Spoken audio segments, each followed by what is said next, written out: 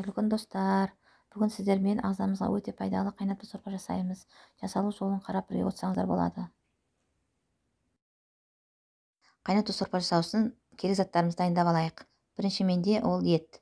Менде жіліктің жартысы, одан соң 200 грамм туралған картоп, бір дана пияз турап алдым, лавр жапырағы, үй жағдайында жасалған томатный соус, болгар қызыл бұрышы біреу. Дәміне қарай тұз саламыз. Осылардың бәрін рет-ретімен бірінші ет салып қайнатамыз.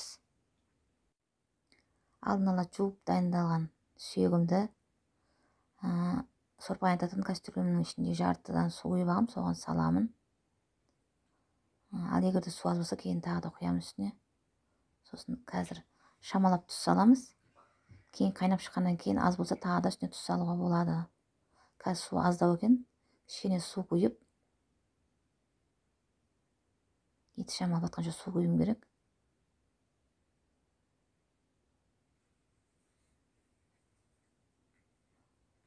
Болды енді. Енді қақпағын жауып, қайнағанша күтем да, сосын көбігін алуым керек.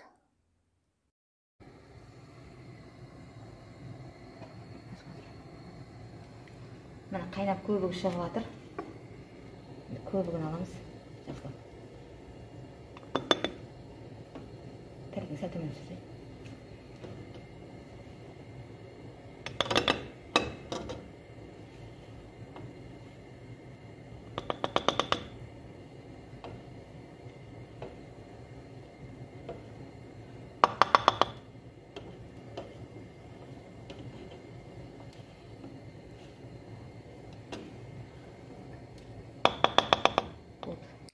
Көбігін алып болған сорпамызға біртіндеп алдын ала туралып қалған картопымызды саламыз. Сорпа қатты қайнамау керек.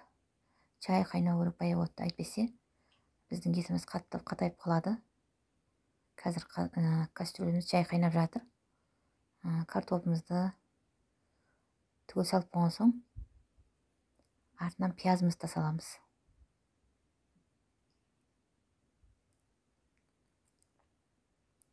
Пиязды үлкен турап сала салуға болады.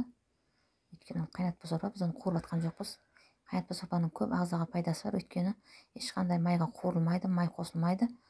Еттің өзінің сорпасына көкөністерімізді салып қайнатамыз. Өте дәмді сорпа болып шығады. Лавр жапырағын саламыз. Сосын үй жағдайында жасалған жаңағы томатный соусымызды саламыз. Көп салудың да қажет жоқ, аздаған дәмін кіретін деп салсақ болды. Енді жақсылап араластырып, бетін жауып қойып, 1,5 сағат баяу отта қайнатамыз. Картопымыз бен пиязымыз 10 минут қайнағаннан кейін болгар бұрышын саламыз. Міне сорпам жақсы қайнап жатыр, пісуге дайын уже. Қазір араластырып көремін.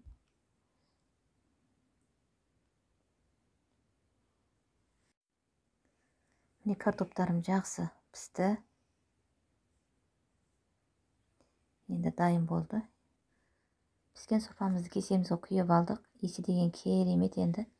Менің сорпа жасаудағы рецептім сіздерге ұнап жатса, тіркеліп, коммент жазуды ұмытпаңыздар. Қазір көреміз. Еті деген керемет, картоп екеуі езіліп піскен.